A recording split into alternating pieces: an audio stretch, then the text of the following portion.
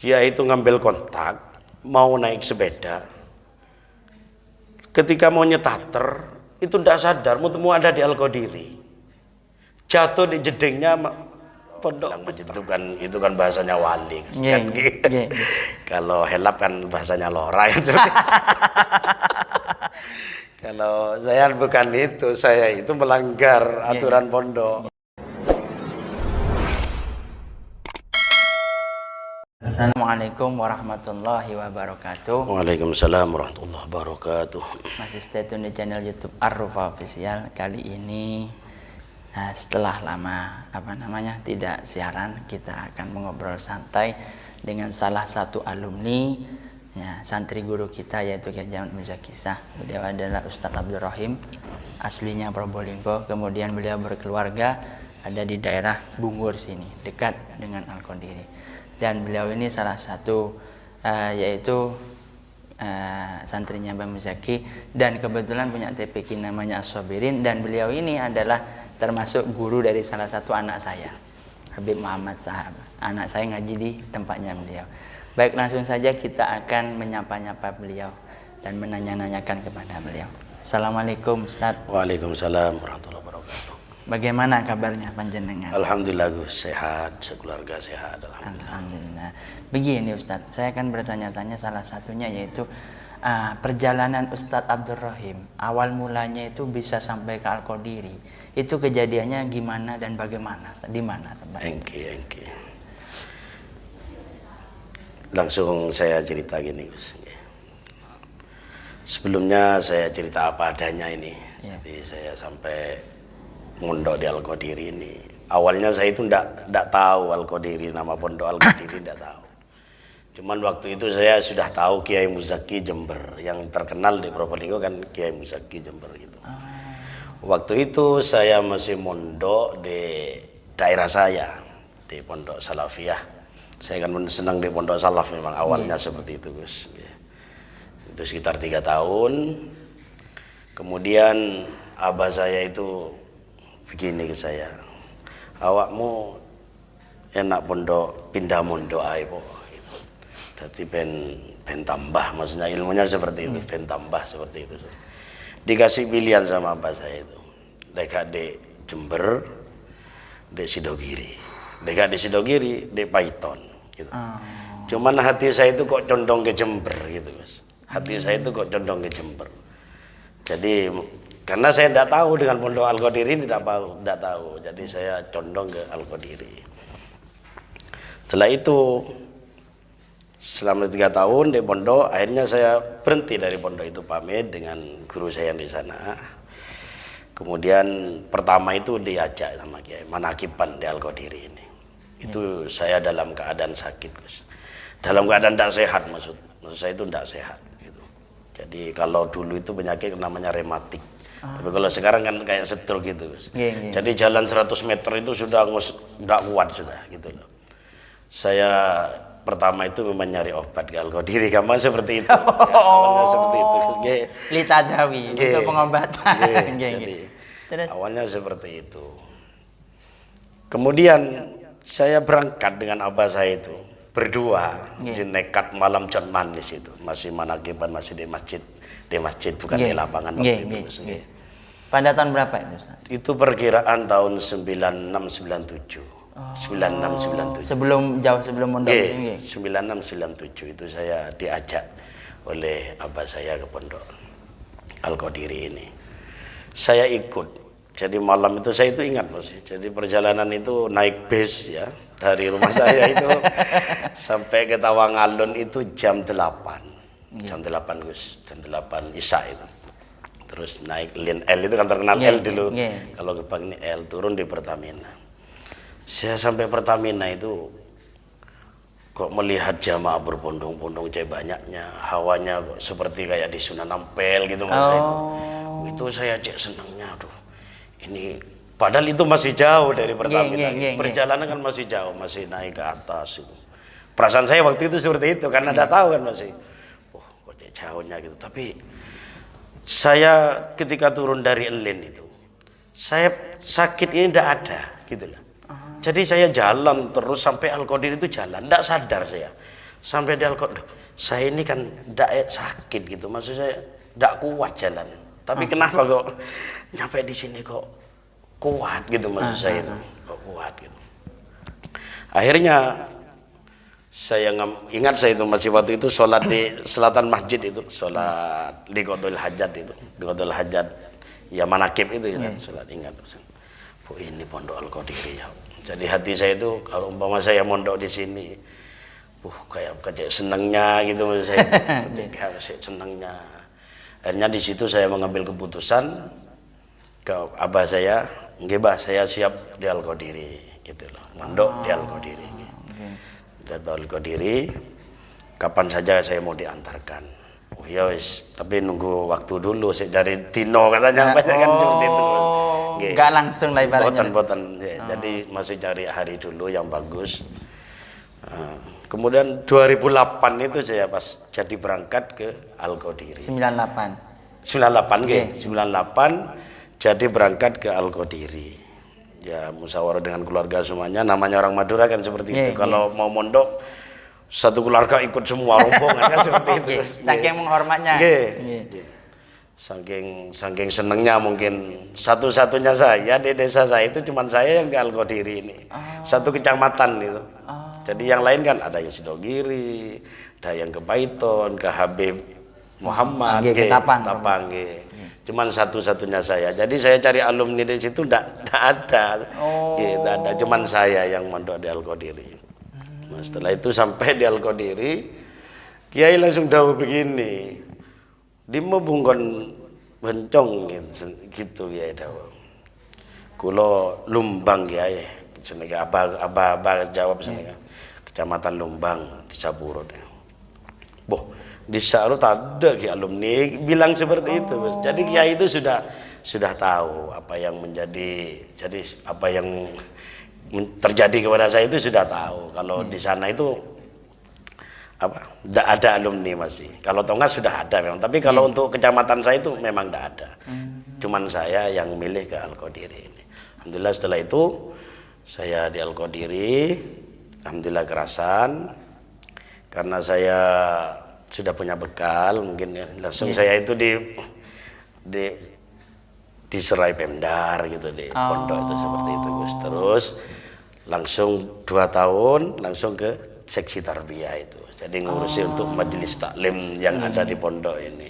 Nah, itu kejadiannya. Oh, diantaranya sampai perjalanan ke Al-Qadiri begitu. Jadi terus dari tahun 98 ke 2008, terutama kan jenengan ini sebagai santrinya Imam Zaki kan lumayan lama, 10 tahun. Tulis zaman. Lamanya masa. Pernah enggak Ustadz, ada salah satu peristiwa yang sulit diterima nalar panjenengan sampai sekarang, di antara salah satu barokahnya Mbah Imam Zaki yang Ustadz sendiri, Ustadz Abdul Rahim itu mengalami, bukan tanpa kata orang lain. Salah satunya di antaranya itu apa Ustadz? Begini Gus, saya waktu jadi tarbiyah itu sudah perkiraan tahun 99 akhir mau ke 2000 itu Gus. Saya itu dulu kan di tarbiyah itu kan sulit, maksud saya itu pingin di Haddam, maunya seperti itu. Maksudnya itu saya kalau lihat anak-anak Haddam setiap malam itu bareng dengan kiai gitu Gus, dengan kiai pengajian kemana gitu dengan kiai.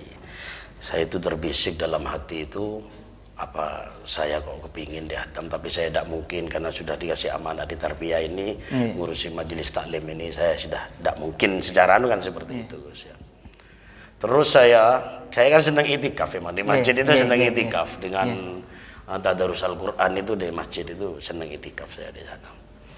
Saya lihat haddam yang selalu kumpul dengan kiai, malam diajak pengajian gitu, cek senangnya. Kan otomatis kan banyak ilmu yang dapat dari kiai kan, seperti ilmu hikmah apa kan seperti itu. Saya kepingin seperti itu. Suatu saat hati saya itu kok berkertek begini, kapan ya saya mau kumpul dengan kiai satu mobil, maksud saya seperti itu. Ini perjalanan rohani saya dengan kiai, perjalanan rohani saya dengan kiai. Kapan ya saya ingin satu mobil dengan kiai seperti itu. Loh kok tiba-tiba setelah duhur itu, waktu itu kejadian pondok pesantrennya Kiai Baihaqi Situbondo. Pecaron. Pecaron, Pakarang nggih. Pecaron Situbondo. Nggih, Situbondo. Itu sekarang kejadian sorenya, besoknya kan Kiai yang ke sana. Kok tiba-tiba Kiai itu setelah duhur itu nunjuk anak-anak yang diajak ke Situbondo itu, yang ke pondok itu untuk melihat pondok pesantren yang dibawa banjir itu, yang kebanjiran itu. Itu saya dengan senang hati pas nunjuk saya Kiai yang diajak itu. Ini pengalaman rohani saya kok tahu Kiai ke hati saya, maksudnya itu yang saya punya keinginan untuk ingin kumpul dengan Kiai satu mobil, kok bisa tahu seperti itu mas saya itu. Terus kok bisa tahu. Akhirnya saya gantio sarungi ganti celonoan gitu. Ayo melo. Saya waktu itu ada anak Jawa Tengah. Lupa namanya itu. Ada anak Jawa Tengah. Kalau tidak salah itu yang ikut haddam itu Ustadz Ajis itu yang ikut waktu itu. Nggih Ambulu waktu itu yang ikut. Jadi saya ikut senang dalam mobil itu dengan Kiai sampai ke pondok itu yang kena banjir itu. Yang kena banjir itu. Terus saya berpikir begini, ternyata Kiai itu dengan santri itu tidak ada hijab untuk apa keinginan santri, apa yang menjadi kerenteknya santri, Kiai itu sudah tahu, sudah paham Gus. Weruh sadurunge minarang. Jadi seperti itu. Yang anehnya lagi kan Kiai dawuh seperti ini di mobil itu. Saya itu ingat Mas itu. Aku ini nang santri diibaratkan mengayak padi di tempe gitu. Jadi aku ini ngerti santri sing temenan, sing endah, sing anu ngerti. Dawuhnya kayak seperti itu. Ini kan saya tambah takut dengan beliau tuh. Mau bertingkah apa takut di pondok itu. Tambah takut saya. Jadi Kiai dengan santri sudah tidak ada hijab lagi. Pembatas lah ibaratnya. Pembatas. Jadi selalu muka syafa dengan kesantri kan bisa seperti itu. Wah ini sangat menarik ini cerita ini. Terus gimana Ustaz? Ya terus kita ikut langsung ke Situbondo. Ya di sana kerja, maksudnya batu-batu yang dari gunung yang di pondoknya itu kita pindah semuanya, dipindah. Nah itu bukan hanya jamaah, bukan hanya santri yang ikut yang kerja, ternyata Syekhona juga ikut minda juga waktu itu. Jadi saking kasihannya dengan muridnya Kiai Haki yang di Situbondo niku. Pecaron niku. Jadi itu awal pengalaman rohani saya dengan guru saya ini, Syekhona ini. Kemudian yang kedua Khariqul Adah yang terjadi pada Kiai ini, Gus. Mungkin ini yang tak banyak yang tahu, ini anak haddam. Ya, cuman saya ceritakan sekarang, Gus. Waktu itu Kiai Gufron. Pasuruan Kiai Gufron. Itu kan sudah resmi mau tidak mengadakan pengajian. Di dalamnya kan seperti itu. Mau tidak mengadakan pengajiannya Kiai Muzaki, maksudnya tidak mengundang Kiai Muzaki. Jadi tapi pengajian tetap ada gitu loh. Tapi sudah libur untuk tahun ini Kiai Muzaki tidak diundang ke Pasuruan itu. Rapat panitia malam itu malam. Sudah diputusi sama Kiai Gufron itu. Kalau memang seperti itu ya berarti libur untuk Kiai Muzaki seperti itu. Tapi kok tiba-tiba ini saya tahu sendiri waktu kejadiannya, maksudnya bukan kata orang, bukan tahu sendiri, maksudnya itu kok tiba-tiba Kiai Gufron itu besoknya gitu loh. Sampai sini duhur, Gus. Duhur. Perkira setelah duhur, tahunnya saya itu setelah duhur. Kiai itu ngambil kontak, mau naik sepeda. Ketika mau nyetater, itu tidak sadar, mau ada di Al-Qadiri. Jatuh di jedingnya Pondok Putra. Kiai Gufron itu? Enggak. Jadi basah semua ini. Basah semua. Ya langsung tidak sadar gitu. Maksudnya tidak sadar itu kayak orang aku di mana, saya di mana, seperti itu. Kiai Gufron itu. Ini banyak, ini insyaallah anak haddam yang tahu. Banyak yang tahu cerita ini. Maksudnya itu yang nyaksikan sampai mengganti bajunya itu anak-anak haddam nih. Setelah itu Kiai Gufron itu ke dalam kan, ke dalam, duduk di depan masjid itu, masjid utara menghadap ke dalam.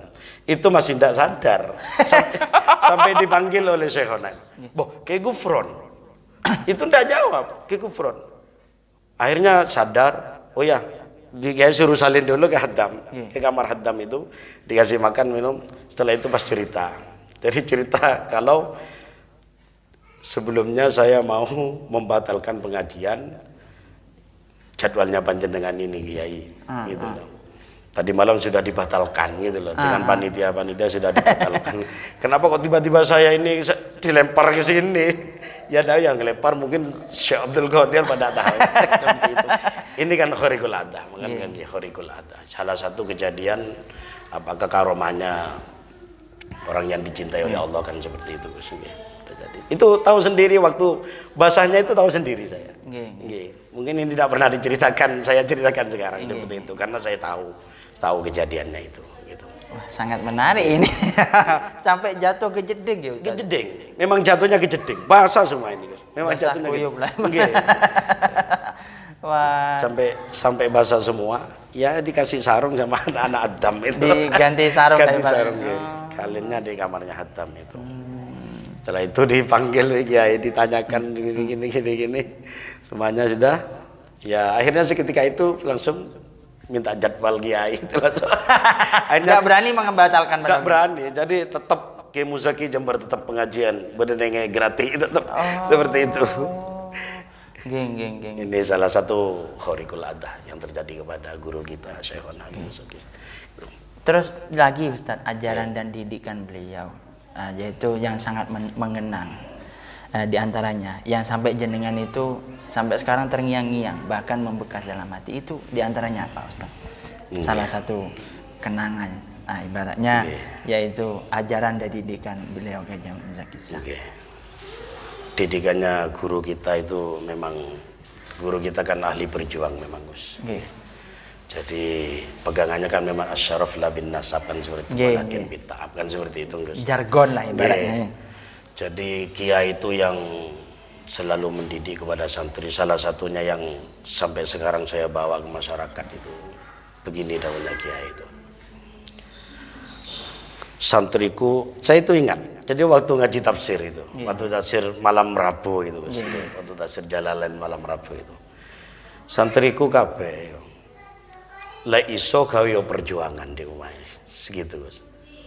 La iso gawe perjuangan, entah itu ngajar, entah itu kayak pesantren, pokoknya perjuangan nyatno makmur agamane Allah kan seperti itu, makmurkan agamanya Allah. Terus, le awakmu gak iso gitu loh. Tidak iso gawe perjuangan, maksudnya tidak bisa membuat manakiban, masuk pesantren apa. Dukungo wong sing duwe pesantren, sing duwe perjuangan seperti itu. Itu didikannya kiai kepada santri. Terus? Jadi jangan sampai kalau sampean itu kamu tidak bisa buat perjuangan sendiri, maka dukung perjuangannya orang. Walaupun itu bukan alumni sini, sampai seperti itu ya dawuhnya. Walaupun itu bukan alumni, bukan temannya, teman satu pondok misalkan itu, bukan sama-sama Al-Qadiri, tapi di situ perjuangan untuk melakukan itu, maka dukung, gitu, dukungan, ya. Dukungan, dawuhnya kayak seperti itu. Jadi sampai sekarang saya pegang didikannya kayak itu sampai saya selalu saya ingat di hati saya itu, Gus. Ya. Apalagi pada waktu itu beliau kan semangatnya mengajarkan malam Rebu sama malam Minggu kan ibaratnya. Malam Minggu. Tafsir Jalalain lah ibaratnya. Terus mungkin salah satu lagi Ustadz, peristiwa di luar nalarnya pernah yang Ustadz ingat, di antaranya lagi apa itu Ustadz? Yang sampai sekarang membekas, mungkin Ustadz sendiri langsung merasakan pada waktu itu. Ini gini, jadi saya kan perjalanan rohaninya di antara. Saya kan senang, memang dulu itu kan senang amalan. Sekalian terus Al-Quran dengan amalan-amalan, saya itu senang. Waktu itu saya kan hizib, Hizbun Nasr, Hizbul Hafi itu pasti pamit ke Kiai, apalagi Fatihah kan seperti itu. Yang terakhir saya kan izin ke Kiai itu, pamit ke Kiai. Saya mau ngamalkan amalan ndak puasa Kiai, maksudnya riyadhah ndak puasa tapi bilar roh saya gitu. gitu. Terus Bila ruh maksud saya itu tidak usah makan ikan, tapi saya tidak puasa Kiai selama 41 hari. Jawabnya Kiai apa? Ya gak apa-apa. Lewat mau kati ngamal itu ya gak apa-apa gitu saya. Akhirnya saya laksanakan itu. Alhamdulillah lulus 41 hari selesai saya. Tapi begini, ketika di tengah perjalanan gitu Gus, ya, saya itu melanggar keperaturan pondok itu Gus. Seperti itu. Ya kan peraturan pondok Pak, kan ada yang harus berjamaah 5 waktu kan seperti itu kan Gus. Ini kan termasuk peraturan pondok. Ya saya anggap salah lah kalau bilang masjid itu kan bahasanya wali kan gitu. Kalau helap kan bahasanya lora kan. Kalau saya bukan itu, saya itu melanggar aturan pondok gitu Gus. Terus Jadi ketika saya di pertengahan gitu, saya itu kok tidak mau jamaah sampai hampir 1 bulan gitu Gus. Hati saya itu tidak mau untuk berjamaah. Tidak tahu kok bisa seperti itu. Saya itu tidak khusyuk kalau berjamaah itu. Jadi seneng sholat sendiri. Munfarid sendiri. Munfarid istilahnya di kamar itu. Pokoknya sholat sendiri sudah gitu. Sampai 2 minggu. Sampai 2 minggu. Itu kok saya didatangi Kiai. Maksud dalam mimpi. Tapi waktu itu jamnya kok. Maksudnya jam itu jam 12. Datanya Kiai itu jam 12 gitu. Herannya saya kan seperti itu. Jauhnya Kiai itu pas begini. Awakmu ini kudu iso medakno gitu. Malaikat itu ambil setan gitu. Jadi saya kan terpukul ya. Merasa tertampar lah. Aduh gitu saya. Sama ini awakmu kudu iso medakno di malaikat di setan gitu. Jawabnya saya kena seperti itu. Akhirnya saya kan berpikir waktu itu, maksud terus mencari maksud saya itu. Mencari. Saya pikir terus, oh ternyata iya. Betul dawuhnya Kiai. Saya ini berarti nurutin nafsunya saya. Gitu. Berarti betul dawuhnya Kiai. Kecuali jamaah karena darurat kan tidak apa-apa kalau di pesantren seperti itu. Karena ini kan disengaja saya mengikuti mengikuti hati saya. Akhirnya yang datang kan setan gitu. Hanya seperti itu. Oh, sampai di mimpi begitu sampai di mimpi seperti itu. Jadi memang Kiai itu kalau dengan santri memang apa saja yang dikerjakan santri itu tahu. Saya yakin semua alumni yang sungguhan maksudnya yang di pesantren ini pasti mengalami seperti itu. Apalagi orang alumni yang suka riyadhah seperti itu pasti akan mengalami dengan sambungnya ruh dengan Syekhona seperti itu. Terus niki malih Ustaz, yang terakhir pesan-pesan Ustaz Abdul Rahim kepada para santri alumni, lebih-lebih Jamaah Manaqib Imam Manaqib, lebih utamanya kepada para alumni santri Al-Qadiri, harapan Tat Rahim sendiri bagaimana pesan-pesan? Di pesan-pesan saya untuk alumni, baik itu alumni lama dan seangkatan saya dan seterusnya, ya diusahakan sambung dengan guru. Karena guru ini kan satu-satunya untuk yang menerangi kita.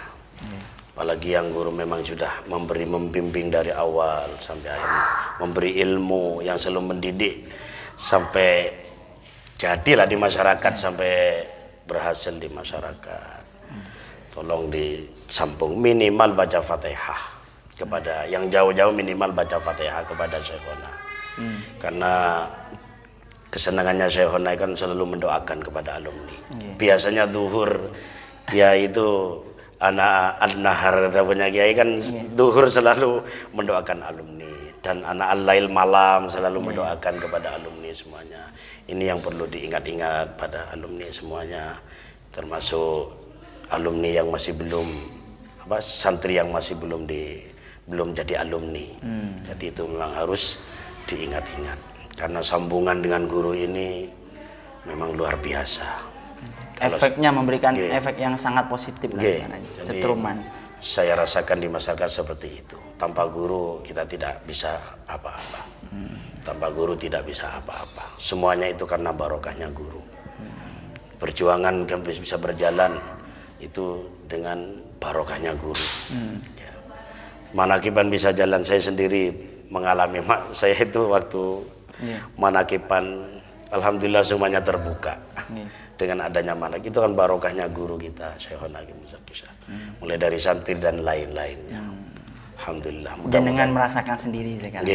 Saya merasakan sendiri dan tidak saya lupakan. Memang awal guru ini memang awalan untuk saya untuk menuju keberkahan keluarga saya dan juga santri-santri yang maksudnya santri-santri yang mencari ilmu itu semuanya.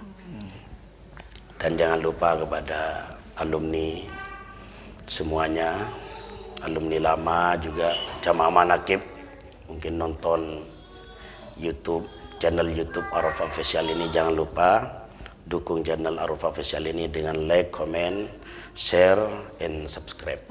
Mudah-mudahan barokah. Amin, amin. Wah, pemaparan beliau yang super jelas, padat, singkat. Saya mengambil kesimpulan bahwa laulal murabbi ma'araftu rabbi. Andai kata tidak ada guru, maka kita tidak akan mengenal Tuhan. Jadi alaqoh, robitoh, persambungan dan hubungan dengan guru itu tetap harus dijaga. Karena itu yang menyebabkan kesuksesan Anda di dunia hingga ke akhirat. Dengan juga yaitu selalu ingat kepada guru dan kedua orang tua. Kiranya itu saja yang bisa saya sampaikan. Kurang lebihnya saya mohon maaf. Wassalamualaikum warahmatullahi wabarakatuh.